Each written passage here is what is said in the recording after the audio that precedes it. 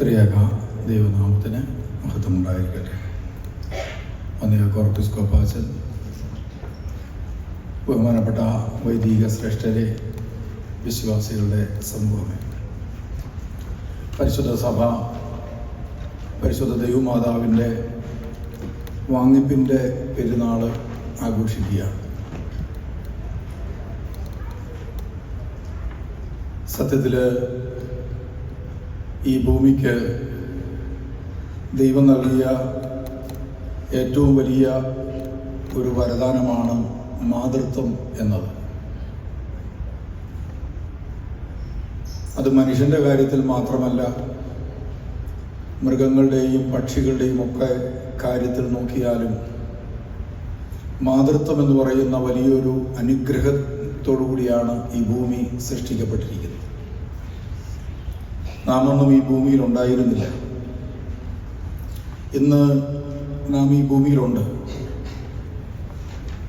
ഇല്ലാതിരുന്ന നമ്മൾ ഈ ഭൂമിയിൽ ഇന്ന് ഈ നിലയിലായിരിക്കുന്നതിൻ്റെ പിന്നിൽ ദൈവത്തിൻ്റെ സ്വപ്നങ്ങൾക്ക് മുമ്പിൽ നാം ഓരോരുത്തരും ദൈവത്തിൻ്റെ സ്വപ്ന പദ്ധതിയുടെ ഭാഗമാണ്. നാം ഇല്ലാതിരുന്നപ്പോൾ ദൈവത്തിൻ്റെ സ്വപ്നങ്ങളിൽ നമ്മളൊക്കെ ഉണ്ടായിരുന്നു. അതുകൊണ്ടാണ് പലപ്പോഴും മക്കൾക്ക് വേണ്ടിയൊക്കെ പ്രാർത്ഥിക്കുമ്പോൾ മക്കളുടെ മുഖം സ്വപ്നം കാണുന്ന അമ്മമാരുണ്ട്. അതിനൊക്കെ എത്രയോ മുമ്പേ നമ്മെ സ്വപ്നം കണ്ട ദൈവം നമ്മളായി തീരാൻ വേണ്ടി ഏതെങ്കിലും ഒരു സ്ത്രീ, ഏതെങ്കിലും ഒരു മാതൃത്വത്തിൻ്റെ വരം കിട്ടിയ ഒരു വ്യക്തി തൻ്റെ ജീവിതം ദൈവത്തിൻ്റെ മുമ്പിൽ തുറന്നു വെച്ചുകൊണ്ട് നമുക്ക് വേണ്ടി ഒരു സമ്മതം മൂടിയതുകൊണ്ടാണ് നാം ഇവിടെ ഉണ്ടായിരിക്കുന്നത്. ഒരുപക്ഷെ ദൈവം ഈ ഭൂമിയിലേക്ക് അയച്ച എത്രയോ കുഞ്ഞുങ്ങൾ, അമ്മമാർ ഇതാ ദാസി എന്ന് പറഞ്ഞുകൊണ്ട് സമ്മതം മൂളാത്തത് കൊണ്ട് ഇവിടെ ജനിക്കാൻ പറ്റാതെ പോയ എത്രയോ കുഞ്ഞുങ്ങളുണ്ട്. ഈ ഭൂമിയിൽ മനുഷ്യരാകാൻ ദൈവം സ്വപ്നം കണ്ടയച്ച എത്രയോ മനുഷ്യരാണ് പല കാരണങ്ങൾ കൊണ്ട് ഈ ഭൂമിയിൽ ഇല്ലാതെ പോയത്. അങ്ങനെ ഇല്ലാതെ പോയ ഒത്തിരി മനുഷ്യർക്കിടയിൽ നമ്മളൊക്കെ ഉണ്ട് എന്ന് പറയുമ്പോൾ അതിൻ്റെ പിന്നിൽ വല്ലാത്ത ഒരു ത്യാഗമെടുത്ത ഒരമ്മ നമ്മുടെയൊക്കെ പിന്നിലുണ്ട്. ഒരമ്മ നമ്മുടെ പിന്നിലുണ്ടെന്ന് നമ്മൾ പറയുമ്പോൾ അതിലുമൊക്കെ ഉപരിയായിട്ട് അമ്മയുടെ ഉദരത്തിൽ ദൈവം നമുക്ക് രൂപം നൽകുന്നതിന് മുമ്പ് തന്നെ അമ്മയുടെ സ്വപ്നങ്ങളിൽ നാം താരാട്ട് പാടപ്പെട്ടവരാണ്. ഒരു സ്ത്രീ തൻ്റെ സ്വപ്നങ്ങളിൽ ഒരു കുഞ്ഞിനെ താരാട്ട് പാടുകയും ആ കുഞ്ഞിനെ ഏറ്റുവാങ്ങാൻ വേണ്ടി സ്വപ്നം കാണുകയും അതിനുവേണ്ടി ജീവിതം വെച്ചു കൊടുക്കുകയും ചെയ്തതുകൊണ്ടാണ്, നിർത്തി കൊടുക്കുകയും ചെയ്തതുകൊണ്ടാണ് നാമൊക്കെ ഇന്ന് നാം ആയിരിക്കുന്നത്. അതോടൊപ്പം തന്നെ ഏത് പക്ഷികളെ നോക്കിയാലും, ഞാനൊരിക്കൽ ഒരു വീട്ടിൽ ചെല്ലാനിടയായിത്തീരുന്നു. ഒരു മനോഹരമായ വീട്, ചെടികൾ കൊണ്ടൊക്കെ നിറഞ്ഞൊരു വീടാണ്. എനിക്കൊരു 19-20 വയസ്സുള്ളപ്പോഴാണ് ഞാൻ ആ വീട്ടിൽ പോയത്. അപ്പോൾ എനിക്ക് ഏറ്റവും മനോഹരമായി തോന്നിയത് ആ വീടിൻ്റെ ഇറയത്ത്, ഒരു മനോഹരമായ വീടാണ്, അതിൻ്റെ ഇറയത്ത് ഒരു കൊച്ചു ഹോളുണ്ട്. ആ ഹോളിൽ വളരെ താന്നാണ് ആ ഹോളിരിക്കുന്നത്. ആ ഹോളിൻ്റെ അവിടെ ഒരു കുരുവി കൂട് കിട്ടിയിട്ടുണ്ട്. അവിടെയൊക്കെ ചെടി വെച്ചിങ്ങനെ മറച്ചിരിക്കുന്നതുകൊണ്ട് മനുഷ്യർക്ക് അങ്ങോട്ട് കയറാൻ സാധിക്കുകയില്ല. ഒത്തിരി മനുഷ്യർ വന്നു പോകുന്നൊരു വീടാണ്. അപ്പം ഞാനത് എന്നും ശ്രദ്ധിക്കാറുണ്ടായിരുന്നു. ഈ പക്ഷികൾ വന്ന് അവിടെ കൂട് കൂട്ടുന്നു, അതിനുശേഷം ആ പക്ഷി തിരിച്ചു പോകുന്നു, വീണ്ടും ചെറിയ ഇലകൾ കൊണ്ടുവന്ന് വീണ്ടും അവിടെ കൂട് കൂട്ടാൻ വേണ്ടി പരിശ്രമിക്കുന്നു. എനിക്കിതൊരു നല്ല കാഴ്ചയായിരുന്നു, മനോഹരമായ ഒരു കാഴ്ചയായിട്ട് എനിക്ക് തോന്നി. ഒരു വീടിൻ്റെ ഇറയത്ത് ഇങ്ങനെയൊരു കൂട്. സങ്കീർത്തനത്തിൽ അതിനെക്കുറിച്ച് പറയുന്നുണ്ട്. മീവൽ പക്ഷി കുഞ്ഞുങ്ങൾക്കൊരു കൂട് നിന്റെ ഭവനത്തിൻ്റെ അങ്കണത്തിൽ കെട്ടിവെച്ചിരിക്കുന്നു എന്ന് പറയുന്ന സങ്കീർത്തനമുണ്ട്. അതുകൊണ്ട് തന്നെ ഒരു വീടിൻ്റെ അങ്കണത്തിൽ അതിനോട് ചേർന്ന് ഒരു മനോഹരമായ കൂട് കിട്ടിയിരിക്കുന്ന എനിക്ക് ഒത്തിരി സന്തോഷമായി. അതുകൊണ്ട് എൻ്റെയും വലിയൊരു ആഗ്രഹമായിരുന്നു ഞാൻ ഉയർത്തുന്ന ഒരു ഭവനത്തിൽ എപ്പോഴും ഒരു പക്ഷിക്കൂട് കൂടണം. അതിനുവേണ്ടി കുറേ പരിശ്രമങ്ങൾ ഞാൻ നടത്തിയിട്ടുണ്ട്. എവിടെയെങ്കിലും കുരുവിക്കൂടുണ്ടെങ്കിൽ അതുപോലെ എടുത്ത് ഞാനിവിടെ വെച്ച് നോക്കി. പക്ഷേ ആ കൂടുകളിലൊന്നും കുരുവി വന്നില്ല. പിന്നീട് ആർട്ടിഫിഷ്യലായിട്ട് നമ്മുടെ നാട്ടിൽ ഇടുക്കിയിലൊക്കെ ഉണ്ടാക്കി വെച്ചിരിക്കുന്ന ചകിരി കൊണ്ടുള്ള കൂടുണ്ട്. അത് ഞാൻ കൊണ്ടുവച്ച് നോക്കി. ഇതിനകത്ത് കുരുവി കയറും എന്ന പ്രതീക്ഷയിലാണ് അത് വിൽക്കുന്നതെന്ന് എനിക്ക് തോന്നുന്നു. പക്ഷേ വാങ്ങി വെച്ച ഒരു കൂടിനുള്ളിലും കുരുവി കയറിയില്ല. അതിനുശേഷം നമ്മൾ വലിയൊരു ദേവാലയം പണിതു. ദേവാലയം പണിതപ്പോൾ ഞാൻ അതിനു മുമ്പുള്ള കാലങ്ങളിൽ ഈ അമേരിക്കയിലും യൂറോപ്പിലും മറ്റനേകം രാജ്യങ്ങളിലൂടെ ഒക്കെ പോയ ശേഷം ദേവാലയം പണിതുകൊണ്ട് ദേവാലയത്തിൻ്റെ അങ്കണം മുഴുവനും നല്ല മരങ്ങൾ വെച്ച് പിടിപ്പിക്കണമെന്ന് ഞാൻ ആഗ്രഹിച്ചു. അപ്പം ഞാനൊരു ഈ പരിസ്ഥിതിയുമായി ബന്ധപ്പെട്ടൊരു നല്ല അധ്യാപകനെ കണ്ടെത്തി. ഞാൻ അദ്ദേഹത്തോട് ചോദിച്ചു, സത്യത്തിൽ ഈ ഫോറസ്റ്റിലൊക്കെ എന്തുമാത്രം മരങ്ങൾ ഇങ്ങനെ നിൽക്കുന്നു, അവിടെ എത്ര നല്ല തണുപ്പാണ്, ഇതെങ്ങനെയാണ് രൂപപ്പെടുന്നത്? എന്നിട്ട് അദ്ദേഹത്തോട് പറഞ്ഞു, ആദ്യം ഉയരമുള്ള മരങ്ങൾ വെക്കണം, അതിനുശേഷം അതിനേക്കാൾ പൊക്കം കുറഞ്ഞ മരങ്ങൾ വെച്ച് പിടിപ്പിക്കണം. അങ്ങനെ ഓരോ തട്ടുതട്ടായിട്ട് പല ടൈപ്പ് മരങ്ങൾ വെച്ച് പിടിപ്പിച്ച ശേഷം പിന്നെ വള്ളികൾ വെച്ച് പിടിപ്പിക്കണം. എന്തായാലും ഞാൻ മരങ്ങൾ വെച്ചു. അതിനുശേഷം കുറേ വള്ളികളും ഞാൻ പിടിപ്പിച്ചു. എന്തായാലും ആ പള്ളിയുടെ തൊട്ട് ചേർന്ന് തന്നെ കുറേ കാലം കഴിഞ്ഞപ്പോൾ ഈ അടുത്ത കാലത്തായിട്ട് പക്ഷികൾ കൂട് വെക്കാൻ തുടങ്ങി. അപ്പോൾ ഒരു ഗ്ലാസിൻ്റെ ഇപ്പുറത്ത് നിന്ന് എനിക്കിത് നന്നായി കാണാൻ പറ്റും. ഇതുപോലെ ഗ്ലാസ്സാണ് പള്ളിയുടെ ഫ്രണ്ട്, തൂത്തൂട്ടി പള്ളിയുടെ ഫ്രണ്ട് ഒരു ഗ്ലാസ്സാണ്. അപ്പോൾ ആ ഗ്ലാസിൻ്റെ ഇപ്പുറത്ത് നിന്നാൽ അപ്പുറത്ത് കൂട് കൂട്ടിയിരിക്കുന്നത് കാണാൻ സാധിക്കും. അപ്പോൾ ഞാനവിടെ കസേരയിൽ ഇരിക്കുമ്പോൾ ഈ കുരുവി വന്ന് ഏതെങ്കിലും ഒരു വള്ളി കണ്ടെത്തിയ ശേഷം ആ വള്ളിയിലേക്ക് പല സ്ഥലങ്ങളിൽ നിന്ന് ചെറിയ ചെറിയ നാരുകൾ കൊണ്ടുവന്ന് അത് കോർത്തിണക്കി എത്രയോ മണിക്കൂറുകളാണ് ഈ ഒരു കൂട് കൂട്ടിയെടുക്കാൻ വേണ്ടിയിട്ട് അത് സമയം ചെലവഴിക്കുന്നത്. എന്തിനാണ് ഈ കൂട്? അതൊരു പ്രത്യേക സീസണിലാണ്. എന്തിനാണ്? അതിന് മുട്ടയിടാൻ വേണ്ടിയിട്ടാണ്. അതിന് മുട്ടയിടാൻ വേണ്ടി എത്രയോ സമയമെടുത്താണ് അതൊരു കൂട് കൂട്ടിയിരിക്കുന്നത്. നമ്മളിൽ ഓരോരുത്തരും നമ്മൾ ചെയ്തിട്ടുള്ള ഓരോ പ്രയത്നങ്ങളെ കുറിച്ചും ഒത്തിരി സംസാരിക്കാറുള്ളവരാണ്. നമ്മളൊക്കെ എത്ര കഷ്ടപ്പെട്ടാണ് ഓരോ കാര്യങ്ങളും പണിതുയർത്തിയിട്ടുള്ളത്. ഈ നാട്ടിൽ വന്ന് സ്വന്തമായ ഒരു ഭവനമുണ്ടാക്കി അതിനുള്ളിൽ താമസിക്കാൻ നിങ്ങൾ എത്രമാത്രമാണ് പാടുപെട്ടിട്ടുള്ളത്. ഇതുപോലെ തന്നെ ഈ ഭൂമിയിൽ പിറന്നു വീണിട്ടുള്ള അല്ലെങ്കിൽ പറക്കാൻ ദൈവം അനുഗ്രഹം കൊടുത്ത ഓരോ പക്ഷികൾ പോലും അതിന് സമയമാകുമ്പോൾ ഒരു കൂട് കൂട്ടാറുണ്ട്. എന്നിട്ട് ആ കൂട്ടിൽ അത് വളരെ കരുതലോടുകൂടി ഒട്ടും മഴ നനയാത്തൊരു സ്ഥലമുണ്ടാക്കിയിട്ട് അവിടെ മുട്ടയിട്ട് അതിൻ്റെ മേൽ അത് അടയിരിക്കും. അടയിരുന്ന് ഈ കുഞ്ഞുങ്ങൾ വിരിഞ്ഞാൽ ഒരു കാലം കഴിയുമ്പോൾ ഈ കുഞ്ഞുങ്ങളെ പറക്ക പഠിപ്പിക്കാൻ വേണ്ടി ഇതിനെ അതിൽ നിന്ന് തള്ളിച്ച് പുറത്തിയാടി. എന്നിട്ട് അനേകം സമയങ്ങൾ ഇതിനിടയിൽ ഒരു പക്ഷേ പാമ്പ് വന്ന് മുട്ട കൊണ്ടുപോകാം, താഴെ വീണാൽ പൂച്ച കൊണ്ടുപോകാം. അങ്ങനെ 100 കണക്കിന് റിസ്ക് ഉണ്ട് ഈ പക്ഷികൾക്ക് പോലും. അതെല്ലാം സഹിച്ച് ഈ കുഞ്ഞുങ്ങളെ പറക്ക മുറ്റി കഴിയുമ്പോൾ പറപ്പിച്ച് വിട്ടിട്ട് സത്യത്തിൽ ആ കുരുവികളെ പിന്നീട് നമുക്ക് കാണാറില്ല. ഈ കൂട്ടിലേക്ക് പിന്നീട് ആ കുരുവി വരാറില്ല. അപ്പോൾ ഈ കുഞ്ഞുങ്ങളെ പറപ്പിച്ച് വിട്ടിട്ട് പറന്നു പോകുന്ന കുരുവിയുടെ സങ്കടങ്ങൾ ഞാൻ ഓർക്കാറുണ്ട്.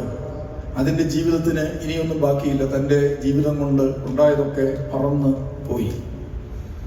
എന്നിട്ട് ആ പക്ഷികളും വീണ്ടും ഇര തേടി പറന്നു പോകുമ്പോൾ ഞാനിങ്ങനെ ഓർക്കാറുണ്ട് നമ്മുടെ മാതാപിതാക്കന്മാരെ, നമ്മുടെയൊക്കെ അമ്മമാരെ ഞാൻ ഓർക്കാറുണ്ട്. നമുക്കറിയാം, പഴയ കാലത്ത് പച്ചക്കറി അരിഞ്ഞ പാടുകളുള്ള കയ്യ്, ആ കയ്യിലെ മുറിവുകളിലെല്ലാം കരി പുരണ്ടിട്ടുണ്ട്. ആ കരി പുരണ്ട വിരലുകൾ കൊണ്ടാണ് ഈ ചോറ് ഉരുട്ടി നമ്മുടെ വായിൽ വെച്ച് ആ ഉരുള ഭക്ഷിച്ച് വളർന്നവരാണ് ഞാനും നിങ്ങളുമൊക്കെ. പ്രത്യേകിച്ച് കേരളത്തിൽ നിന്ന് വന്നിട്ടുള്ള ഓരോ വ്യക്തിക്കും ഈ അമ്മയുടെ കരിപിടിച്ച കയ്യിൽ നിന്ന് വാങ്ങിയെടുത്ത ഭക്ഷണം കഴിച്ച് അതിൽ നിന്ന് വളരാത്ത ആരെങ്കിലും ഉണ്ടെന്ന് ഞാൻ വിശ്വസിക്കുന്നില്ല. അത് പക്ഷേ ഇന്ന് അമേരിക്കയിൽ ജനിച്ചു വളർന്ന ഒരു കൊച്ചുകുട്ടിക്ക് അത്ര മനസ്സിലാകാനായിട്ട് ബുദ്ധിമുട്ടാണ്. കാരണം അവർക്കറിയാവുന്നത് ആ കൈക്ക് പകരം സ്പൂണായിരിക്കും. അല്ലെങ്കിൽ വേറെന്തെങ്കിലുമൊക്കെ ആയിരിക്കും. പക്ഷേ കേരളത്തിലെ ചില അമ്മമാർ, കേരളത്തിൽ നിന്ന് വന്ന മക്കൾക്കൊക്കെ വളരെ വശമുള്ളതാണ് ഈ കരിപിടിച്ച ഈ കൈ എന്ന് പറയുന്നത്. അങ്ങനെ അവർ ഭക്ഷണം നൽകി, താരാട്ടുപാടി, തലോടി, നമ്മളെ വളർത്തി വലുതാക്കി നമ്മളെ കൊണ്ട് ഈ നിലയിൽ എത്തിച്ചിരിക്കുക. അങ്ങനെയാണെങ്കിൽ നമ്മളെ ഇങ്ങനെ സ്വപ്നം കണ്ട് വളർത്തി വലുതാക്കിയ ഒരപ്പനും അമ്മയ്ക്കും നമ്മളൊക്കെ എന്നും അനുഗ്രഹീതരായി ഏറ്റവും സുരക്ഷിതമായ ഒരു കരങ്ങളിലായിരിക്കണമെന്ന് ദൈവം അവരാഗ്രഹിക്കുന്നുണ്ട്. അപ്പനും അമ്മ ആഗ്രഹിക്കുന്നുണ്ട്. എല്ലാവരും സുരക്ഷിതരായിരിക്കണം. അങ്ങനെയാണെങ്കിൽ ഒരമ്മയ്ക്കും ഒരപ്പനും അല്ലെങ്കിൽ ഒരു അമ്മയ്ക്ക് ആ കുഞ്ഞിനെ ഏൽപ്പിക്കാൻ പറ്റിയ ഈ ഭൂമിയിലെ ഏറ്റവും നല്ല കരമേതാണ്? ഏറ്റവും നല്ല ഇടമേതാണ്? അമേരിക്കയാണോ, യൂറോപ്പാണോ, അതോ ഇനി മറ്റേതെങ്കിലും മാൾട്ടയാണോ? ഏത് സ്ഥലത്താണ് നമ്മുടെ കുഞ്ഞിനെ ഏറ്റവും സുരക്ഷിതമായി നിങ്ങൾക്ക് ഏൽപ്പിച്ചിട്ട് പോകാൻ പറ്റുക? നിങ്ങൾ ഇന്നല്ലെങ്കിൽ നാളെ മരിക്കും. അതിന്റെ അടയാളങ്ങളാണ് ഞാൻ പലപ്പോഴും പറയാറുണ്ട്. ആളുകൾക്ക് ഇഷ്ടപ്പെടാറില്ലെങ്കിലും ഈ മുടി നരയ്ക്കുന്നതും മുഖം ചുക്കിച്ചുളിയുന്നതും അതിനൊക്കെ ഇവിടെ പല മരുന്നുകളുണ്ടെന്ന് എനിക്കറിയാം. ഞാൻ കുറച്ച് മേടിച്ചുകൊണ്ട് പോകണമെന്ന് വിചാരിച്ചോണ്ടിരിക്കുകയാണ് നമ്മൾ.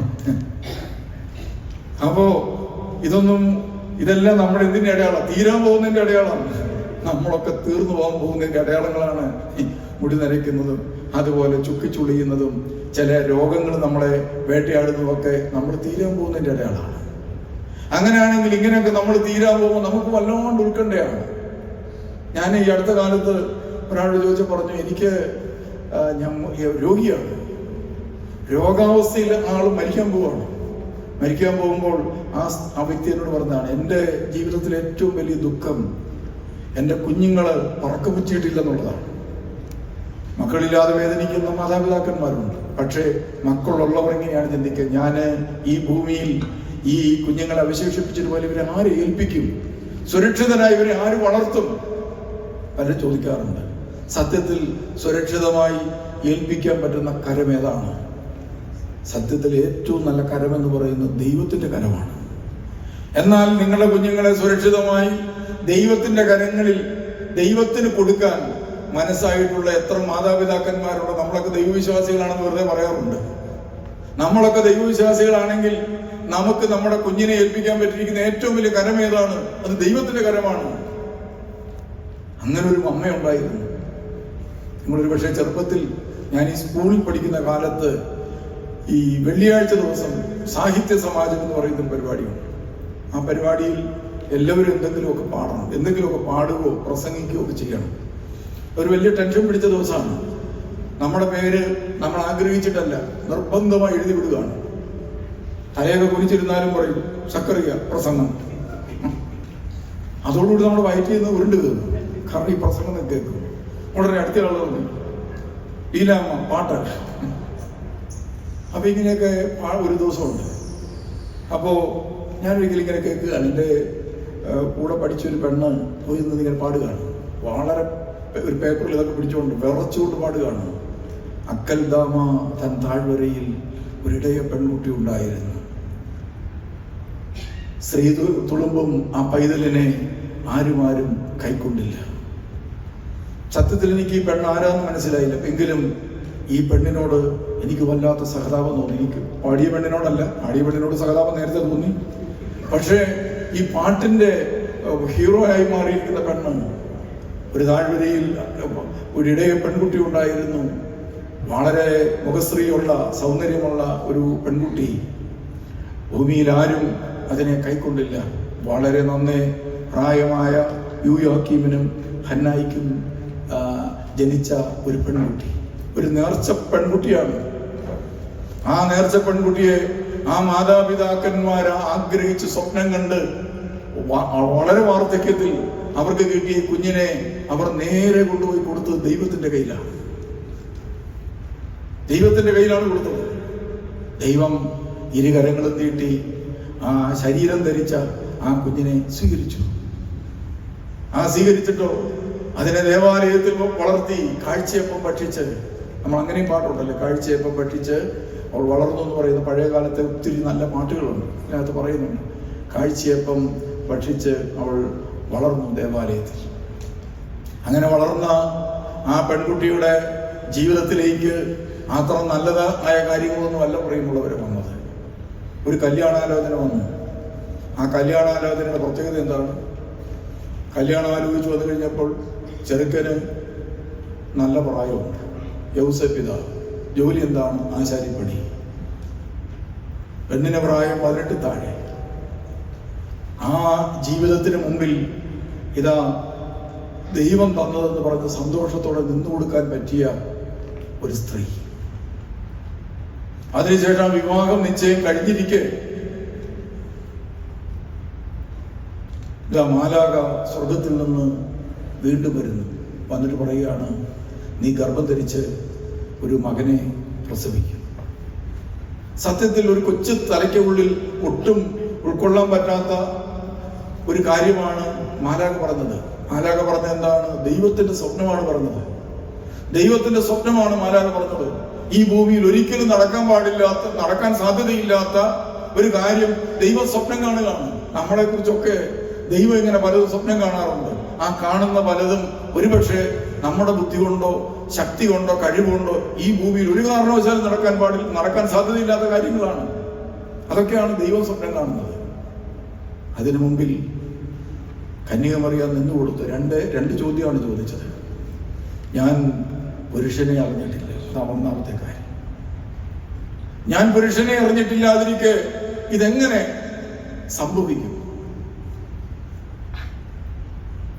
സത്യത്തിൽ കന്യകമറിയാമിന്റെ തലയ്ക്കുള്ളിൽ ഇതുപോലെ ഒരു ചോദ്യം ചോദിക്കാൻ കാരണം എന്താണ്? നമ്മുടെ പിള്ളേരൊക്കെ ഓരോ ചോദ്യം ചോദിക്കുമ്പോൾ നമ്മൾ മനസ്സിലാക്കണം, ഈ ചോദ്യം ഇവിടുന്ന് വന്നു, ഇതിന്റെ ഉറവിടം എവിടുന്നാണ്, അത് നമ്മൾ തിരിച്ചറിയണം. അതാണ് ഒരു അമ്മയുടെ ഒരപ്പന്റെ പ്രത്യേകത. ഒരു ചോദ്യം ചോദിച്ചാൽ ആ ചോദ്യത്തിന്റെ റൂട്ട് അറിയാൻ പറ്റണം. ഈ കൊച്ച് എന്തുകൊണ്ടാണ് ഇങ്ങനെ ചോദിച്ചത്? ഒരു കൊച്ചൊരു വാക്ക് പറഞ്ഞാൽ കന്യകമറിയാമിന് അറിയാമായിരുന്നു. ഒരിക്കൽ ക്രിസ്തു ഒരു വാക്ക് പറഞ്ഞു 12ാമത്തെ വയസ്സിൽ. ഒരു ടീനേജുകാരന് പറയാൻ പറ്റുന്ന വാക്കായിരുന്നു. എന്താ പറഞ്ഞത്? ഞാൻ എൻ്റെ പിതാവിന്റെ ഭവനത്തിൽ വ്യാപൃതനാകേണ്ടതാണ്. നിങ്ങൾക്ക് അറിഞ്ഞുകൂടെ? ഒരു കുസൃതി കാണിച്ചിട്ടാണ് ഇപ്പൊ പറയുന്നത്. ക്രിസ്തു ആണെങ്കിലും ടീനേജുകാരനാണ്. അതുകൊണ്ട് അവനെന്ത് ചെയ്തു? ദേവാലയത്തിൽ നിന്നു. അത് പ്രശ്നമല്ല, ദേവാലയത്തിൽ നിന്നോട്ടെ, പക്ഷെ പറയണ്ടേ? പറഞ്ഞില്ല. അവൻ ആരോടും പറയാതെ ദേവാലയത്തിൽ നിന്നു. ടീനേജുകാരൊക്കെ ചെയ്യുന്ന നല്ല കാര്യമാണ്, പക്ഷേ ചെയ്യുമ്പോൾ ഇങ്ങനൊരു മിസ്റ്റേക്ക് പറ്റാറുണ്ട്. ആരോടും പറയാതെ നിന്നു. ഒരു ദിവസത്തെ യാത്രാ ദൂരം പെരുന്നാൾ കഴിഞ്ഞ് പിന്നിട്ടപ്പോഴാണ് കൊച്ചിനെ കാണുന്നില്ല. ഉടനെ അവർ കൊച്ചിനെ അന്വേഷിച്ച് 3 ദിവസം തിരിച്ച് യാത്ര ചെയ്തു.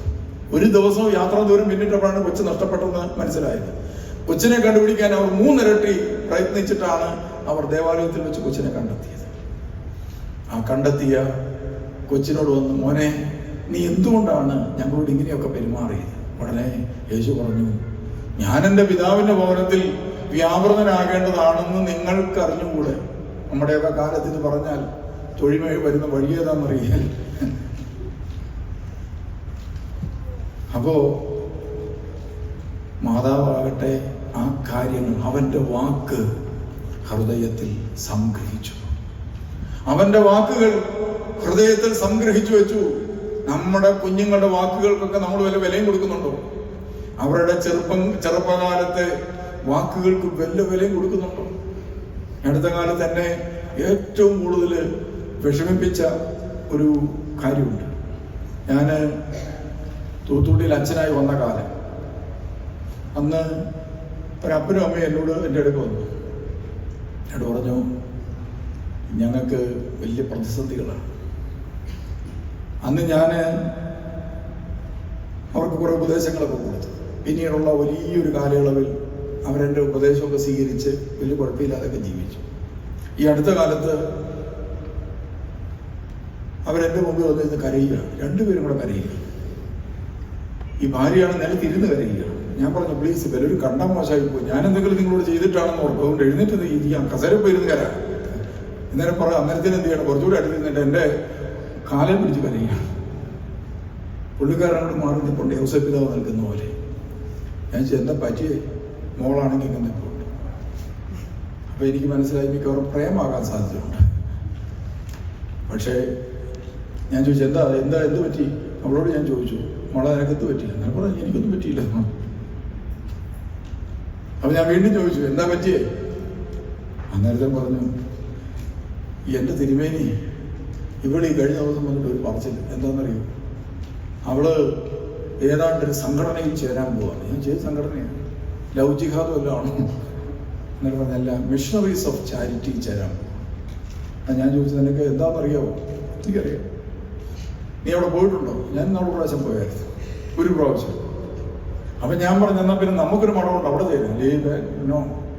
എനിക്ക് ലോകത്തിൻ്റെ വിവിധ രാജ്യങ്ങളിൽ പോയി രോഗികളെ ശുശ്രൂഷിക്കണം. അപ്പം അതിനെ ഓർത്താണ് ഈ അപ്പനും അമ്മയും കരയുന്നത്. അപ്പം ഞാൻ പറഞ്ഞു, നിങ്ങൾ 2 പേരും ഇപ്പോൾ എടുത്തിരിക്കുന്ന തീരുമാനം തെറ്റാണെന്ന് പറഞ്ഞു. ഞാൻ പറഞ്ഞു, ഒരു കുഞ്ഞ് മിഷണറീസ് ഓഫ് ചാരിറ്റി ചേരണമെന്ന് പറഞ്ഞത് ഓർത്ത് കരയേണ്ട ഒരപ്പനും അമ്മയല്ല നിങ്ങൾ. നിങ്ങളുടെ ഈ കഴിഞ്ഞകാല ആത്മീയ ജീവിതം സത്യത്തിൽ അത്ര അല്ലായിരുന്നു എന്ന് എനിക്ക് മനസ്സിലായി. അതിനുശേഷം ഞാൻ ആ മകളോട് പറഞ്ഞു, എന്താണ് മിഷണറീസ് ഓഫ് ചാരിറ്റി എന്നൊക്കെ അറിയാമോ? അവിടെ ചേരുന്ന പെൺകുട്ടികൾക്ക് 2 ഡ്രസ്സ് മാത്രമേ ധരിക്കാൻ പറ്റത്തുള്ളൂ. ഒന്ന് ഉടുക്കാം, മറ്റൊന്ന് പിറ്റേ ദിവസത്തേന് വെക്കാം. ഇന്നത് മുഷിഞ്ഞാൽ പിറ്റേ ദിവസം അതലക്കി ഇട്ട് കഴിഞ്ഞിട്ട് ഇത് വെക്കാം. ഒരു രാജ്യത്തും ഫാനില്ല. വലിയ ബുദ്ധിമുട്ട് അനുഭവിക്കുന്ന വലിയ വേനൽ ചൂടുള്ള സ്ഥലങ്ങളിൽ പോലും AC ഫാനും ഇല്ലാതെ അവർ ജീവിക്കുന്നത്. ഒരു വർഷത്തിനുള്ളിൽ തന്നെ കിട്ടുന്ന മുഴുവൻ സമ്പാദ്യങ്ങളും ചെലവഴിച്ച് തീർക്കണം. അതിൽ കിട്ടുന്ന ഇപ്പം മുട്ട കിട്ടിയാൽ മുട്ട ഉപയോഗിച്ചിട്ട് മിച്ചം വന്നാൽ ആർക്കെങ്കിലും ഫ്രീ ആയിട്ട് കൊടുക്കണം, വിൽക്കാൻ പറ്റത്തില്ല. 100 കണക്കിന് നിയമങ്ങളാണ്, കർശന നിയമങ്ങളുള്ള ഒരു സന്യാസ സമൂഹമാണ് മിഷണറീസ് ഓഫ് ചാരിറ്റി. അപ്പോൾ പേരൻസ് പറഞ്ഞു, തിരുമേനി എന്ന് പറ, ഇനി മേലിൽ അവളോട് അവിടെ പോകരുതെന്ന് പറഞ്ഞു. ഞാൻ പറഞ്ഞു, നീ അടുത്ത ആഴ്ച മുതൽ എല്ലാ ദിവസവും ഇതുപോലെ ഓരോ സ്ഥലങ്ങൾ സന്ദർശിക്കണം, അവരുടെ കൂട്ടത്തിൽ കുറച്ച് ദിവസം താമസിക്കണം. എന്നിട്ട് 6 മാസം കഴിയുമ്പോൾ നീ എന്നെ വിളിക്കാൻ പറഞ്ഞു. എന്നിട്ട് ഞാനവരോട് പറഞ്ഞു, നിങ്ങൾ ഇപ്പോൾ കരഞ്ഞത് തെറ്റായിപ്പോയി. നിങ്ങൾ സത്യത്തിൽ അവളുടെ വാക്ക് ഹൃദയത്തിൽ സംഗ്രഹിച്ച് പ്രാർത്ഥിക്കുകയായിരുന്നു ചെയ്യുന്നത്. ദൈവ ഇഷ്ടം നിറവേറട്ടെ എന്ന് പറയാൻ നിങ്ങൾക്ക് സാധിക്കണമായിരുന്നു. ദൈവത്തിന്റെ പരീക്ഷണമാണിത്. ഞാനിവിടെ അമേരിക്ക വന്നു കഴിഞ്ഞപ്പോൾ എനിക്കൊരു മെസ്സേജ് വന്നു. എൻ്റെ മൊബൈൽ ഇപ്പോഴും മെസ്സേജ് കിടപ്പുണ്ട്, തിരുമേനി ഞാൻ മടത്തി പോകുന്നില്ല. കാരണം എന്താ, ഈ സംഭവങ്ങൾ ഞാൻ പറഞ്ഞ പോലെ പോയി ഇവള് കാണുകയും പഠിക്കുകയും മനസ്സിലാക്കുകയും ചെയ്തപ്പോൾ ഒരു കാര്യം മനസ്സിലായി, ഒരു പക്ഷെ എന്നെ കൊണ്ട് ആവില്ലായിരിക്കാം. അപ്പോ ഞാൻ പറഞ്ഞു വന്നത്, നമ്മുടെ പലപ്പോഴും ആ മനസ്സിന് ആഴമില്ല, നമ്മുടെ വിശ്വാസത്തിന് ആഴമില്ല. മാതാവാകട്ടെ അത് ഹൃദയത്തിൽ സംഗ്രഹിച്ചു. അപ്പൊ പരിശുദ്ധ അമ്മയ്ക്ക് ഈ സന്ദേശം കിട്ടിക്കഴിഞ്ഞപ്പോൾ ചോദിച്ചു ഞാൻ എങ്ങനെ സംഭവിക്കും? കാരണം അവളുടെ, നമുക്കറിയാം, നമ്മുടെ എല്ലാം ഒരു ബുദ്ധിയുണ്ട്, നമുക്ക് ഒരു ശരീരമുണ്ട്, ബോഡിയുണ്ട്, അതിനൊരു പരിമിതിയുണ്ട്. ആ പരിമിതിക്കുള്ളിലേക്കാണ് ഒരിക്കലും ആ പരിമിതി ഉൾക്കൊള്ളാൻ പറ്റാത്തൊരു ആശയം വരുന്നത്. അതാണ് ദൈവവചനത്തിന്റെ പ്രത്യേകത. നമ്മുടെ ശരീരത്തിനോ നമ്മുടെ മനസ്സിനോ ഉൾക്കൊള്ളാൻ പറ്റാത്തതിനപ്പുറത്തുള്ള ഒരു പ്രകാശം എല്ലാ വചനങ്ങൾക്കുമുണ്ട്. അങ്ങനെയെങ്കിൽ ആ വചനം നമ്മളങ്ങ് സ്വീകരിച്ചു കഴിഞ്ഞാൽ നമ്മൾ എന്താ സംഭവിക്കുന്നത്? ഈ പരിമിതികളെ വിട്ട് പുതിയൊരു മനുഷ്യനായി നമ്മൾ മാറും. ഇതാണ് വീണ്ടും ജന്മം എന്ന് പറയുന്നത്. ദൈവവചനം സ്വീകരിച്ച് വചനത്തിന്റെ വെളിച്ചം സ്വീകരിക്കുന്നതോടുകൂടി അതിന്റെ വെളിച്ചത്തിൽ നമ്മൾ പുതിയ മനുഷ്യനായി മാറും. പുതിയ കാഴ്ചപ്പാട്, പുതിയ ലൈഫ് സ്റ്റൈൽ, പുതിയ ജീവിത രീതി. അങ്ങനെ ഒരു ജീവിതമുണ്ട്. അമേരിക്കയിലായാലും ഇംഗ്ലണ്ടിലായാലും എവിടെയാണെങ്കിലും ജീവിക്കാൻ പറ്റുന്ന അങ്ങനത്തെ ഒരു ജീവിതമുണ്ട്. അതിന് പറയുന്ന പേരാണ് ആത്മീയത, ആത്മീയ ജീവിതം. പരിശുദ്ധ അമ്മയ്ക്ക് ഒരു സംശയം, എങ്ങനെ സംഭവിക്കും? മാലാഖ സ്വർഗത്തിലേക്ക് നോക്കിയിട്ട് സ്വർഗത്തിൽ ചോദ്യം ചോദിക്കാൻ പറ്റില്ല. കാരണം എന്താണ്? അവിടെ എല്ലാം നടക്കുന്ന കാര്യമാണ്.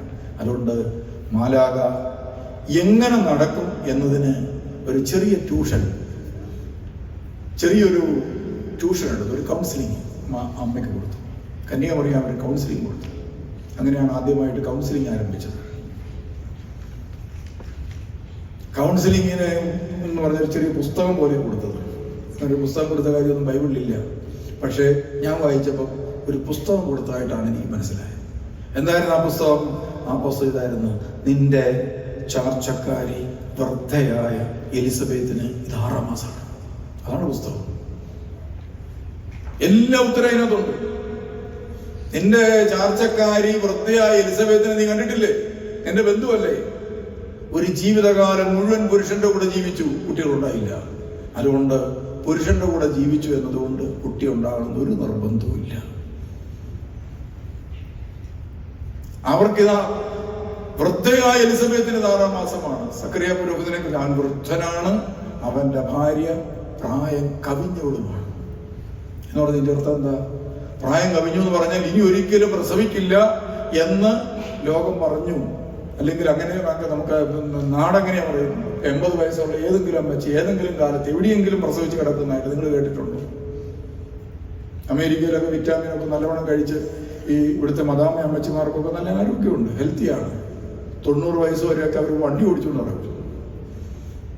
ഇവരുടെ ഒരു അമ്മച്ചിയുടെ കാര്യം കേട്ട് 85-90 വയസ്സുണ്ട്. അവർ എല്ലാ ആക്ടിവിറ്റീസും നമ്മുടെ വർക്കൗട്ട് ചെയ്യുന്ന സ്ത്രീയാണ്. മുടക്ക് ഓടുകയും ചാടുകയും എല്ലാം ചെയ്യുന്നതാണ്. പക്ഷെ പ്രസവിക്കത്തില്ല. അങ്ങനെ ചരിത്രമില്ല. അവർക്കിത് 6 മാസമാണ്. അവർക്ക് കന്യാമറിയാം ഒരു കാര്യം മനസ്സിലായി: പുരുഷന്റെ കൂടെ താമസിക്കുക എന്നതോ അല്ലെങ്കിൽ ശാരീരികമായ അവസ്ഥ നന്നായിരിക്കുക എന്നുള്ളതൊന്നും അല്ല പ്രധാനം.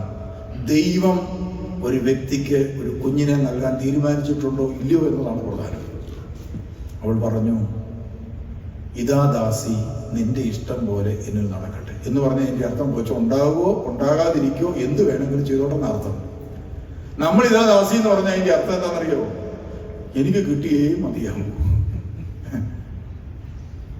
നമ്മുടെയൊക്കെ ആളുകളുടെ വിശ്വാസം എന്ന് പറയുന്നതാണ്. എനിക്കൊരിക്കലും ഒരു ഡോക്ടറെ പരിചയമുണ്ട്.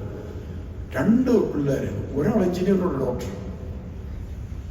അവരെല്ലാം ചെറുപ്പം മുതലേ അപ്പനും അമ്മയും കുഞ്ഞുങ്ങളും ഭയങ്കരമായിട്ട് ബൈബിള് വായിച്ച് പ്രാർത്ഥിച്ച് അവരിങ്ങനെ ഒരു സ്വർഗം പോലെ ഒരു കുടുംബം ഓപ്പറേറ്റ് ചെയ്തുകൊണ്ടിരിക്കുകയാണ്. അവരൊന്നിച്ചാണ് എൻ്റെ അടുത്ത് പോകുന്നത്. മെഡിസിൻ അവൾ ആഗ്രഹിച്ചത് എല്ലാ അഡ്മിഷൻ കിട്ടി. മെഡിക്കൽ കോളേജിൽ അഡ്മിഷൻ കിട്ടി. അങ്ങനെ അവർ ധ്യാനത്തിലൊക്കെ വരാറുണ്ട്. ഒരു ധ്യാനം കഴിഞ്ഞു. അപ്പൊ ഞാൻ ചോദിച്ചു, നീ 2ാമത്തെ ധ്യാനത്തിന് ഇരിക്കുകയാണ്, 3ാമത്തെ ധ്യാനത്തിന് ഇരിക്കുന്നുണ്ടപ്പോൾ ഞാൻ ചോദിച്ചു, നീ എന്തെങ്കിലും അടുപ്പിച്ചടുപ്പിച്ച് ധ്യാനം കൊടുത്തു? ഞാൻ പറഞ്ഞു, എനിക്കിനിപ്പോൾ മെഡിസിൻ്റെ ക്ലാസ് തുടങ്ങുകയാണ്.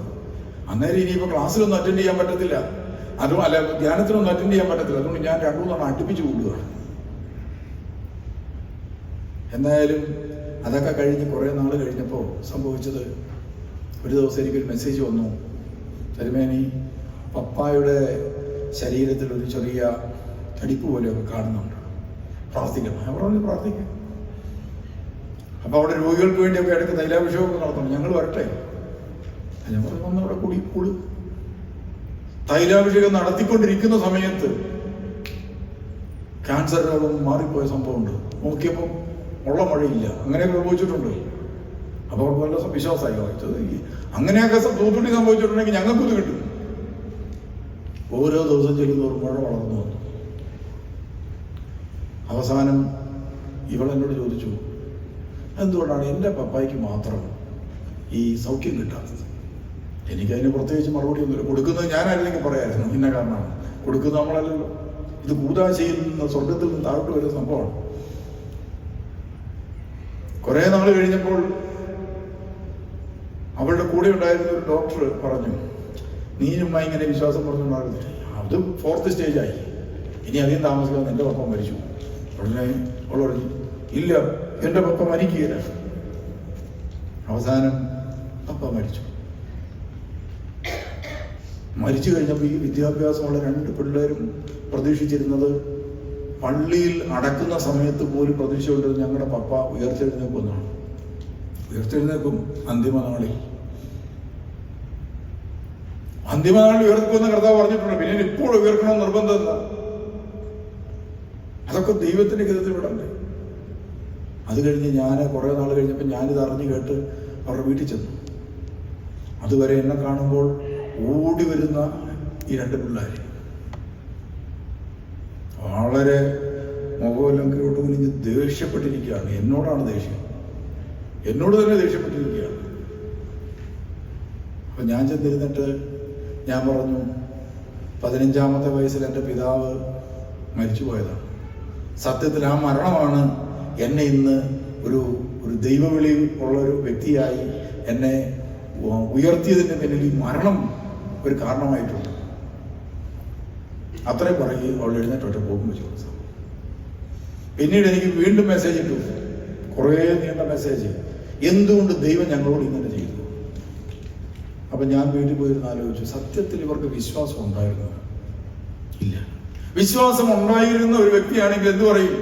ദൈവം എനിക്ക് തന്നാൽ മതി, ഇല്ലെങ്കിൽ വേണ്ട. ഇതാണ് വിശ്വാസം. ദൈവം എനിക്ക് തരുന്നെങ്കിൽ മതി, ഇല്ലെങ്കിൽ വേണ്ട. അതാണ് വിശ്വാസം, അതാണ് ഫെയ്ത്ത്. അങ്ങനെയൊക്കെ പറയാൻ ആന്തരിക ധൈര്യം, അത്രയും ഉള്ള സ്വാതന്ത്ര്യം ദൈവത്തിന് കൊടുക്കാൻ പറ്റിയ ആരാ നമ്മളുടെ ഇടയിലുള്ളത്? അയാളാണ് യഥാർത്ഥ ആത്മീയൻ. ദൈവം തന്നാൽ മതിയൊന്നും, ഇല്ലെങ്കിൽ എനിക്ക് വേണ്ട. എന്തായാലും അവളുടെ കുറെ പിന്നെ ഈ അടുത്ത കാലത്ത് ഒരു മെസ്സേജ് ഇട്ടു. ഒത്തിരി കാലങ്ങൾക്ക് ശേഷം ഞാൻ വീണ്ടും തിരുമേനിയുടെ ഒരു പ്രസംഗം കേട്ടു, എന്നിട്ടും അവളുടെ സംശയം മാറിയിട്ടില്ല. ഇതാണ് നമ്മുടെ ആളുകളുടെ വിശ്വാസം എന്ന് പറയുന്നത്. ഈ ഒരു ലെവലിലാണ്. ഒരു സൈഡേ ഉള്ളൂ വിശ്വാസത്തിന്, ഒരു സൈഡേ ഉള്ളൂ വിശ്വാസത്തിന്. ഒറ്റബുദ്ധിയാണ് നമ്മുടെ ആളുകൾ. ആത്മീയതയിൽ അങ്ങനെയല്ല. വിശ്വാസത്തിന്റെ മേഖലയിൽ നമ്മൾ എന്ത് ചെയ്യണം? ഇതാ ദാസൻ, ദാസി, നിന്റെ ഇഷ്ടം പോലെ നടക്കട്ടെ എന്ന് പറഞ്ഞാൽ, പ്രിയമുള്ളവരെ, ദൈവത്തിന് എന്തും സാധ്യമാണ്. അത് മനസ്സിലാക്കിയ മാതാവ് പറഞ്ഞു, ഇതാ ദാസി, നിന്റെ ഇഷ്ടം പോലെ നടക്കട്ടെ. അവൾ ഗർഭിണിയായി കാണപ്പെട്ടു. സംഭവിക്കാൻ പോകുന്ന എന്താണ്? ഒരു സ്ത്രീ ഗർഭിണിയായ, ഒരു കന്യക ഗർഭിണിയായാൽ കല്ലെറിഞ്ഞു കൊല്ലുമെന്ന് നിയമമിരിക്കുന്ന ഒരു സമൂഹത്തിന്റെ മധ്യത്തിൽ ഇതാ ദാസി എന്ന് പറയുന്ന ഒറ്റ വാക്ക് പറയുന്നതോട് സംഭവിക്കാൻ പോകുന്നതാണ്, നാളെ പൊതുസമൂഹം അവളെ എറിഞ്ഞു കൊല്ലും. ആ ഒരു യാഥാർത്ഥ്യത്തിന്റെ മുമ്പിലാണ് അവൾ പറഞ്ഞത് ഇതാ ദാസി. രണ്ടാമത്, മാനസികമായിട്ടൊരു വ്യഭിചാരി എന്ന് വിളിച്ച് പീഡിപ്പിക്കപ്പെടുക എന്ന് പറയുന്നത് ക്ഷതമേൽക്കുക, മാനസികമായി ക്ഷതമേൽക്കുക എന്ന് പറയുന്നത് ഒരു പെൺകുട്ടിയെ സംബന്ധിച്ചിടത്തോളം അവളുടെ ചാരിത്രത്തെ ചോദ്യം ചെയ്യുന്നത് ഏറ്റവും അപമാനമാണ്. അത് നേരിടാൻ പോകുന്ന ഒരു പെൺകുട്ടി പറയുന്നത് ഇതാ ദാസി, നിന്റെ ഇഷ്ടം പോലെ നടക്കട്ടെ. കൊല്ലുമെന്ന് 100% ഉറപ്പ്. ഇതാ ദാസി, നിന്റെ ഇഷ്ടം പോലെ നടക്കട്ടെ എന്ന് പറഞ്ഞാൽ ഇതിന്റെ അർത്ഥം എന്താ? യേശുക്രിസ്തു ദൈവത്തിന്റെ മുമ്പിൽ, ദൈവവചനത്തിന്റെ മുമ്പിൽ അവൾ 3 കാര്യങ്ങൾ സമർപ്പിച്ചു. ഒന്ന് തന്റെ ശരീരം, ഒന്ന് തന്റെ മനസ്സ്, ഒന്ന് തന്റെ ആത്മാവ്. ഇത് 3ഉം ദൈവത്തിന് വിട്ടുകൊടുത്തപ്പോൾ വചനം അവളിൽ മാംസമായി തീർന്നു. വചനം അവളിൽ മാംസമായി തീർന്നു. അങ്ങനെയാണെങ്കിൽ നമ്മളിൽ വചനം മാംസമായി തീരണമെങ്കിൽ, കഴിഞ്ഞ ദിവസം ആരാണ്ട് ചോദിച്ചു, എനിക്ക് ബൈബിൾ കാണാതെ പഠിക്കാൻ പറ്റുന്നില്ല, പ്രായമായതുകൊണ്ടാണോ എന്നറിയത്തില്ല. ഞാൻ പറഞ്ഞു, കണ്ടിട്ടധികം പ്രായമൊന്നും തോന്നുന്നില്ലല്ലോ. അങ്ങനെ പറഞ്ഞില്ല, എനിക്ക് പ്രായമൊക്കെ ഉണ്ട്. ഞാൻ ചോദിച്ചെന്നാലും അന്നേരം 1950 ജനിച്ചതാണ്, പ്രായമൊക്കെ ഉണ്ട്. അപ്പൊ ഞാൻ ചോദിച്ചു, ഈ കാലയളവ് മുഴുവൻ ബൈബിൾ വായിച്ചിട്ട് ഒന്നും പിടിക്കിട്ടില്ല, മനസ്സിലിരിക്കുന്നില്ല. ഞാൻ പറഞ്ഞു, മനസ്സിലിരിക്കാൻ ഒരു സാധ്യതയില്ല. കാരണം എന്താണ്? അങ്ങനെയൊന്നും മനസ്സിൽ കയറുന്ന സാധനമല്ല വചനം. വചനം എന്ത് ചെയ്യണം? മനസ്സിൽ കയറാൻ വേണ്ടിയുള്ളതല്ല ഇത്. ഇത് മാംസമാകാൻ വേണ്ടിയുള്ളതാണ്. അതുകൊണ്ട് നമ്മള് വചനത്തെ നമ്മുടെ മനസ്സുകൊണ്ട് സ്വീകരിച്ചു കഴിഞ്ഞാൽ നമ്മൾ എന്ത് ചെയ്യണം? ഈ വചനത്തെ നമ്മൾ മാംസമാക്കണം. എന്ന് പറഞ്ഞാൽ വചനം നമ്മുടെ ജീവിതത്തിൽ അക്ഷരാർത്ഥത്തിൽ നിങ്ങൾ പാലിക്കണം. അക്ഷരാർത്ഥത്തിൽ എന്ന് പറഞ്ഞാൽ ഇതിന്റെ അർത്ഥം അക്ഷരാർത്ഥത്തിൽ അല്ലെങ്കിൽ അതിന്റെ കണ്ടന്റ് നമ്മൾ പാലിക്കണം. അല്ലെങ്കിൽ നിങ്ങൾ അക്ഷരാർത്ഥത്തിൽ പാലിക്കാൻ പോയിട്ട് ബൈബിൾ തുറന്നു നോക്കി യൂദാസ് തൂങ്ങിച്ചത് എന്നാൽ പിന്നെ ഞാനും അങ്ങനെ ചിന്തിക്കുക. അതല്ല അക്ഷരാർത്ഥം. അതിന്റെ കണ്ടന്റ് എന്താണ്? അത് പാലിക്കണം.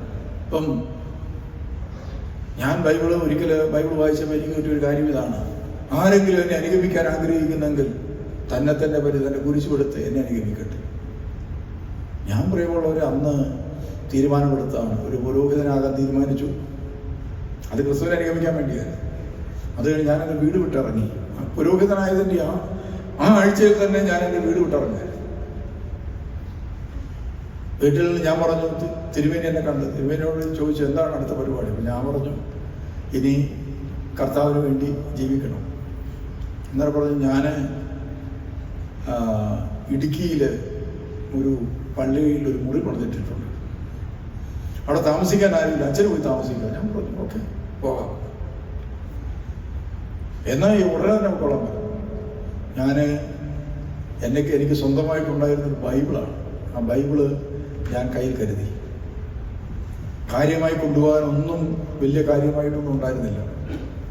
പോകാൻ നേരത്ത് എൻ്റെ അമ്മ ഒരു കൂട്ടുകുറ്റിയും അതുപോലെ കുറച്ച് അരിപ്പൊടിയും അതിനകത്ത് എടുത്തു വെച്ചിരുന്നത്. എന്തിനാണെന്ന് പിന്നീടാണ് എനിക്ക് മനസ്സിലായത്. ഇവൻ പട്ടിണി കിടന്ന് മരിക്കരുത്, എന്തെങ്കിലും ഉണ്ടാക്കി കഴിക്കാനായിട്ട്. അതെന്തോ എൻ്റെ അമ്മയുടെ ഒരു കരുതൽ പോലെ ഉണ്ടാക്കി വെച്ചാണ്. കുറച്ച് പുട്ടുകുറ്റിയും കുറച്ച് അരിപ്പൊടി ഇത് എൻ്റെ ബാഗിനകത്ത് കെട്ടി റെഡിയാക്കി വെച്ചിരുന്നു. ഞാൻ എൻ്റെ വീട് വിട്ട് ഇറങ്ങി കോട്ടയത്ത് വന്നു. ബാഗൊക്കെ ആയിട്ട് വന്ന് നിൽക്കുമ്പോഴാണ് കോയമ്പത്തൂരിൽ നിന്നൊരു പയ്യൻ തീമോത്തയോസ് സിനിമയെ കാണാൻ വന്നിട്ടുണ്ട്. ഒരു ജീൻസും ഒക്കെ ഇട്ട് ഒരു ഷർട്ടും ഒക്കെ ഇട്ടൊരു പയ്യനോട് വന്നിരിപ്പുണ്ട്. അപ്പോൾ ഞങ്ങൾ കുറേ ചമ്മാശന്മാർ ഒന്നിച്ച് 6-ാം വട്ട അച്ഛന്മാരായിരുന്നു. ഒരു 3-4 പേര് അച്ഛന്മാരായിട്ടുണ്ട്. അതിൽ 3 പേര് ബിഷപ്പുമാരാണ്. അതിലൊരു തിരുമേനി, അന്ന് തിരുമേനിയല്ല, അന്നത്തെ ഒരച്ഛൻ എന്നോട് ചോദിച്ചു, അച്ഛൻ ഇടുക്കിക്ക് പോലും. ഞാൻ പറഞ്ഞു അതായത് തിരുമേനി ഇടുക്കിക്ക് പോകാനാണ്. അപ്പോൾ അച്ഛന് ഭക്ഷണമൊക്കെ വെച്ചാൽ ആരും കൊണ്ടില്ല. ഞാൻ ഇല്ല, തന്നെ വെക്കണം, ഇന്ന് ഞാൻ ഒരാളെ പങ്കെടുപ്പിച്ചു തരാം. ഈ പയ്യനെ അവിടെ ഇരിപ്പുണ്ട്.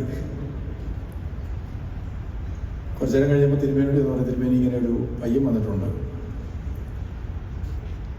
ആ പയ്യന് സെമിനാരി പോകാനുള്ളതാണ്. തിരുമേനി, നമ്മൾ ഈ സെമിനാരി വിടുന്നതിന് മുമ്പ് 1 വർഷമെങ്കിലും എവിടെയെങ്കിലും നിർത്തി ഒരു പരിശീലനം കൊടുക്കുന്നത് നല്ലതാണ്. തീമോത്തയോസ് പറഞ്ഞു അത് വളരെ നല്ലതാണ്, അത് വളരെ നല്ലൊരു കാര്യം, 1 വർഷമെങ്കിലും നിർത്തുന്നത് നല്ലതാണ്. അതിനുശേഷം താഴെ വന്നിട്ട് പറഞ്ഞു, നീ അമ്മയോട് എല്ലാം പറഞ്ഞു. എന്തായിരുന്നു വന്നത്? ഞാനിങ്ങനെ സെമിനാരി പോകാൻ വന്നു. താഴെ ഒരു അച്ഛനുണ്ട്, ആ അച്ഛൻ്റെ കൂടെ പൊക്കോളാൻ പറഞ്ഞു. അങ്ങനെ എൻ്റെ കൂടെ ഒരു പയ്യനെ കൂടെ കിട്ടി. ഞങ്ങൾ 2 പേരും കൂടെ ഹൈ റേഞ്ചിന് കയറിപ്പോയി.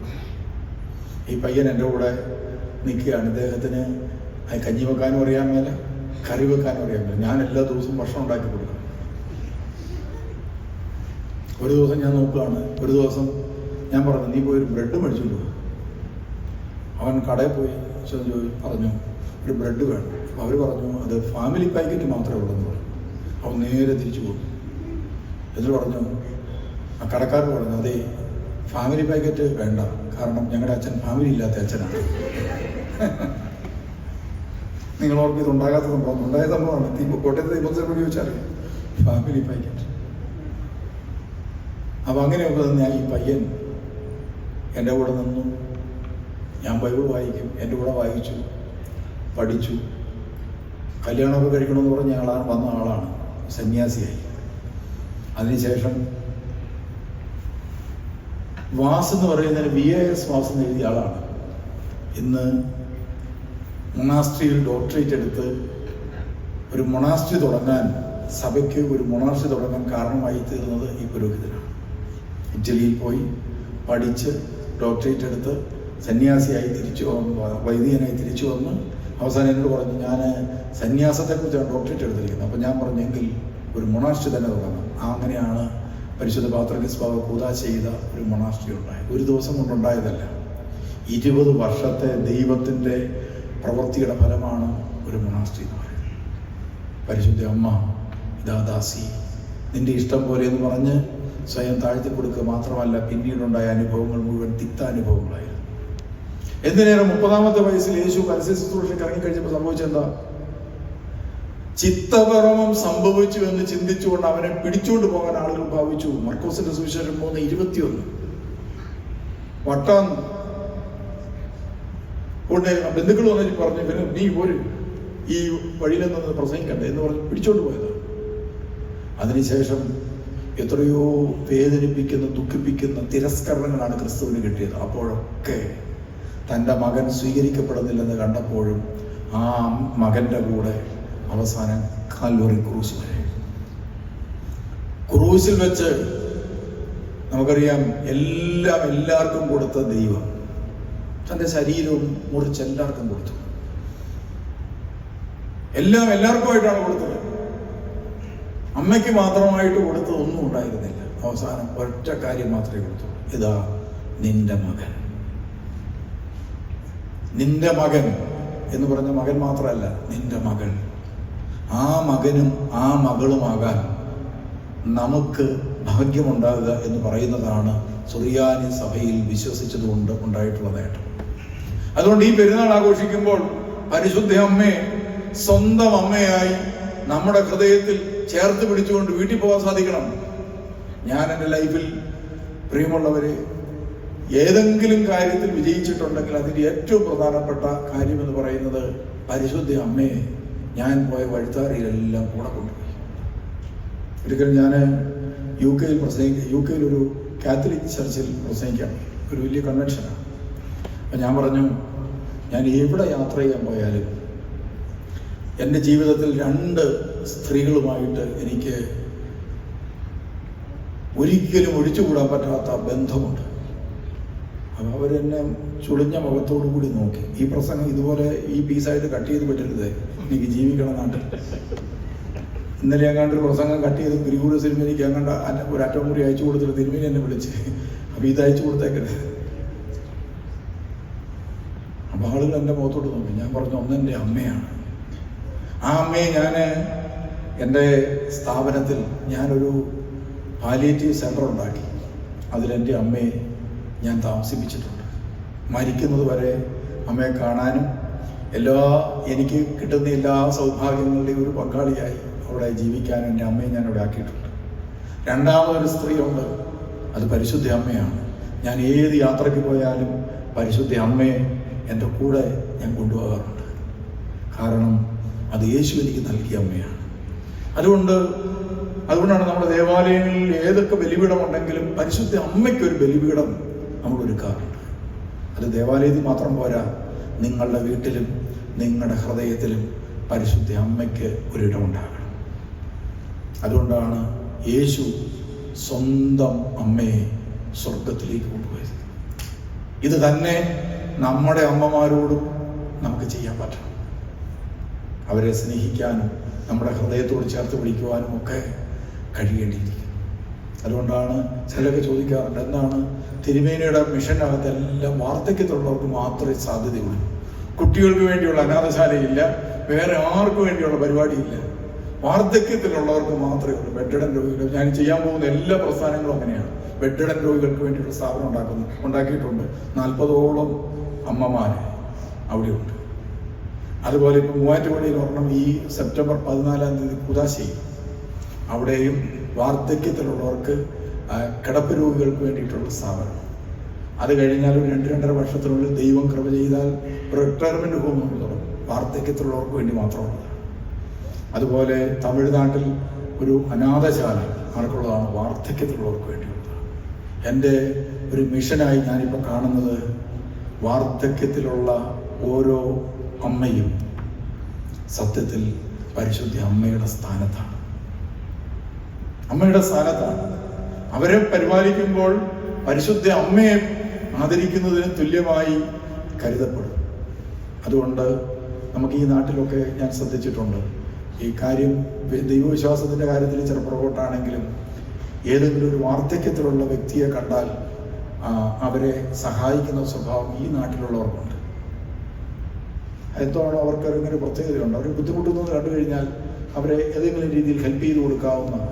എനിക്ക് നേരത്തെ ചൂടെ താടിയുടെ നീളമൊക്കെ ഉണ്ടായിരുന്നു. അപ്പം ഞാൻ ഒരു കുഷിനുമായിട്ടാണ് നടന്നത്. ഈ അമേരിക്ക വന്ന് ഞാൻ ഈ കുഷിന് കൈ പിടിച്ചോണ്ട് പോകും, നടുവിന് വേദനയുള്ളൂ. അപ്പം ഞാൻ അവിടെ എവിടെയും ഇരുന്നേച്ച് ആ കുഷിനെ അവിടെ വെച്ചേച്ചു പോകും. അപ്പോൾ ആരെങ്കിലും ചെറുപ്പക്കാർ വന്നിട്ട് അല്ലെ പെൺകുട്ടികൾ വന്നിട്ട് പറയും, എൻ്റെ കുഷിൻ അവിടെ ഇരിപ്പുണ്ട്. ഇനി എനിക്ക് പറഞ്ഞിട്ട് മനസ്സിലായില്ലെങ്കിൽ അവരെ കുഷിൻ എടുത്തുകൊണ്ട് തരും. കഴിഞ്ഞ ദിവസം ഞാൻ അങ്ങോട്ട് പോവുകയാണ്, ഇവിടെ ഡെൻവറിന്. അപ്പോൾ ഇവിടെ നിന്ന് എനിക്കൊരു വെള്ളം മേടിക്കണം. അപ്പോൾ ഞാൻ എൻ്റെ കാർഡ് കൊടുത്തു, പക്ഷേ ആ കാർഡ് റിജക്റ്റായി. അപ്പം ഞാൻ ബാഗ് തുറന്ന് പൈസ ഇങ്ങനെ എടുത്തുകൊണ്ടിരിക്കുകയാണ്.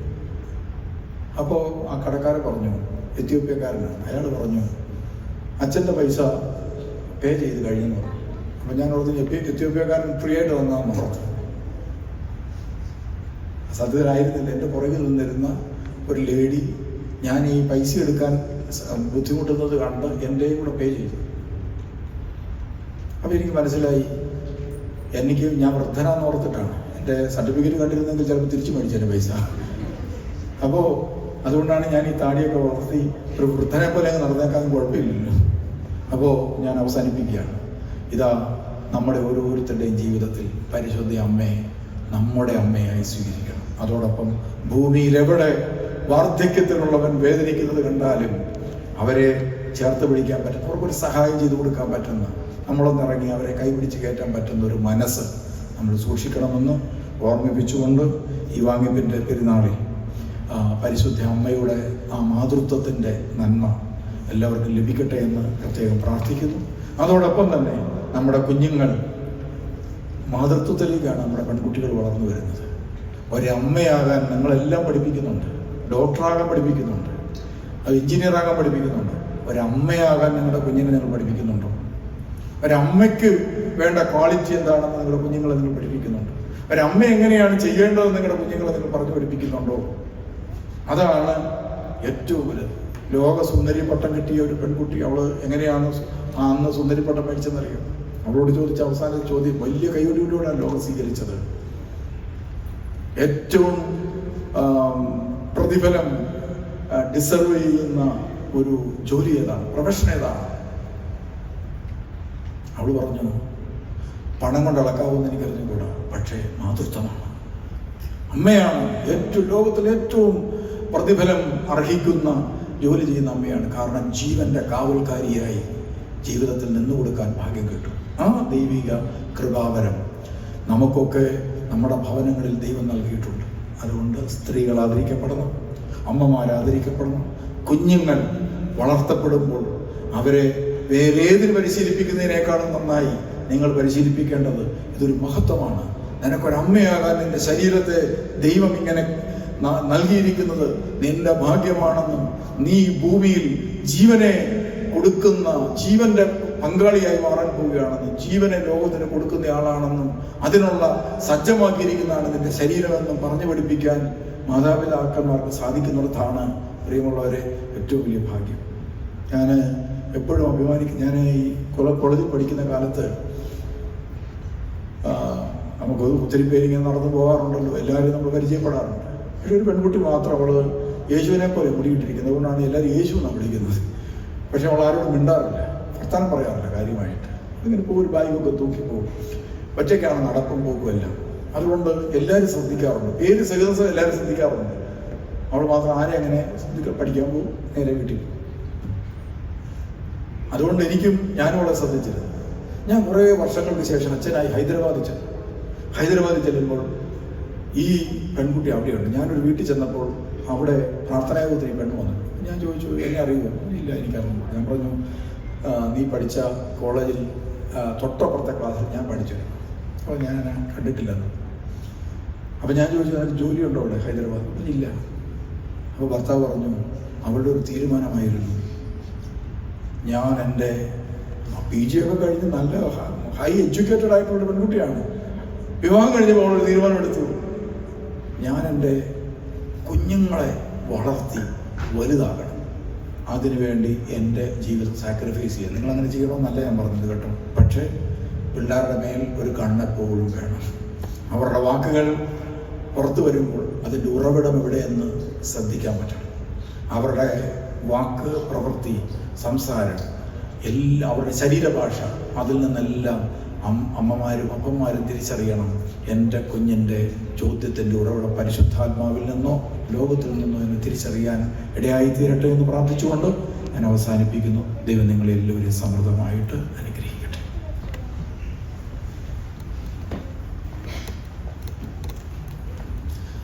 ദൈവതിരുനാമത്തിന് മഹത്വം ഉണ്ടായിരിക്കട്ടെ.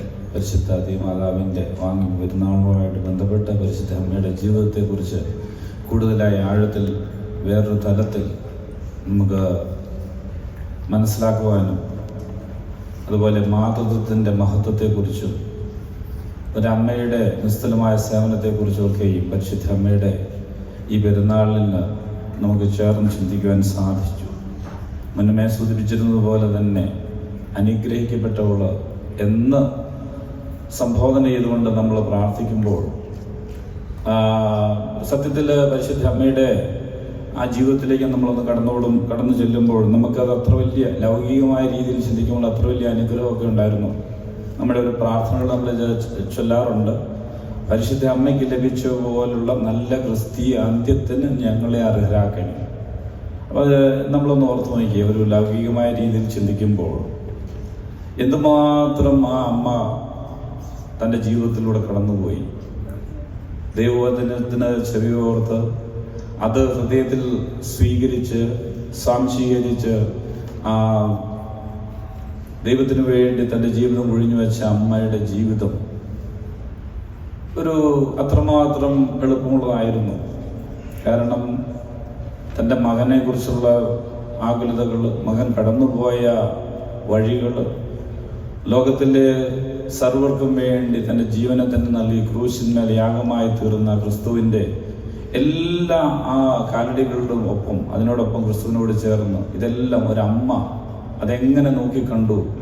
ഹൃദയത്തിലൂടെ വാള് കടന്നുപോയ ആ ഒരു അമ്മയുടെ ജീവിതം അത്രമാത്രം അനുഗ്രഹിക്കപ്പെട്ടതായിരുന്നു എന്ന് നമുക്ക് നമ്മൾ ചിന്തിക്കുമ്പോൾ നമുക്ക് ഒരുപക്ഷെ അഭിനന്ദ തിരുമേനി സൂചിപ്പിച്ചതുപോലെ നമ്മളൊന്നും അതിന് തയ്യാറാകാൻ ഒരു സാധ്യതയുമില്ല. അതുകൊണ്ട് തന്നെയാണ് പലപ്പോഴും മാംസം നമ്മുടെ ശരീരങ്ങളിലും അഭിനന്ദ പിതാവ് സൂചിപ്പിച്ചതുപോലെ ജഡം ധരിക്കാത്തത് എന്നുള്ളതാണ്. എന്നാൽ ഒന്നുണ്ട്, പരിശുദ്ധ അമ്മയുടെ ജീവിതം അത്രമാത്രം ധന്യമായതും അനുഗ്രഹീതമായതും ദൈവത്തിൻ്റെ പ്രസൻസ്, സാന്നിധ്യം, ക്രിസ്തുവിൻ്റെ സാന്നിധ്യം അവളിൽ എപ്പോഴും ഉണ്ടായിരുന്നു. അതുകൊണ്ടാണ് പലപ്പോഴും നമ്മുടെ ജീവിതത്തിലും പ്രയാസങ്ങളും പ്രതിസന്ധികളും വേദനകളും രോഗങ്ങളും ദുരിതങ്ങളും വരുമ്പോൾ നമ്മുടെ ക്രിസ്തു സാന്നിധ്യം എന്തുമാത്രമാണെന്നതിനെ ആശ്രയിച്ചിരിക്കുന്നു നമ്മൾ തളരുകയോ തളരാതിരിക്കുകയോ ചെയ്യുക എന്നുള്ളതാണ്. പ്രിയമുള്ളവരെ, പരിശുദ്ധ അമ്മയുടെ വിലയേറിയ മധ്യസ്ഥയിൽ അഭയപ്പെട്ടുകൊണ്ട് ഈ വാങ്ങിപ്പോരുന്നാളിൽ നാം സംബന്ധിക്കുമ്പോൾ പരിശുദ്ധ അമ്മയുടെ ജീവിതത്തിലെ ആ മാതൃക നമുക്കും നമ്മുടെ ജീവിതത്തിൽ പകർത്തുവാൻ സാധിക്കട്ടെ. ആത്മീയമായ തലത്തിൽ പരിശുദ്ധ അമ്മയെ പോലെ ആയിത്തീരുവാൻ ദൈവം നമ്മൾക്കും കൃപ നൽകട്ടെ എന്ന് പ്രാർത്ഥിക്കുന്നു, ആശംസിക്കുന്നു. ഇന്ന് കടന്നു വന്ന ഓരോരുത്തരെയും, നമ്മുടെ സഹോദര ഇടവകളിൽ നിന്ന് കടന്നു വന്നവരെയും എല്ലാവരെയും ഒരിക്കൽ കൂടി നന്ദിയോടെ ഓർക്കുന്നു.